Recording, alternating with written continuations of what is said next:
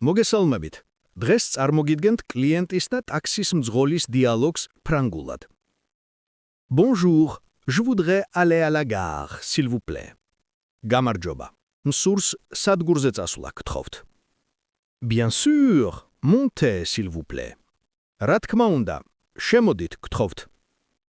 Combien ça va coûter jusqu'à la gare? სადგურამდე ფასი რამდენი იქნება? Environ 15 euros. დაახლოებით 15 ევრო. D'accord. C'est parti. კარგი. წავედით. Vous habitez souvent ici? აქ ხშირად ხვდებით ხოლმე? Non, je suis en vacances. არა, შვებულებაში ვარ. Très bien, on arrive bientôt. კარგი, მალე მივალთ. Merci beaucoup. Combien je vous dois? დიდი მადლობა. რამდენი უნდა გადავიხადო? 15 euros, s'il vous plaît. 15 ევრო, გთხოვთ. Voilà, merci et bonne journée. აი, ინებეთ. მადლობა და კარგ დღეს გისურვებთ. Bonne journée à vous aussi.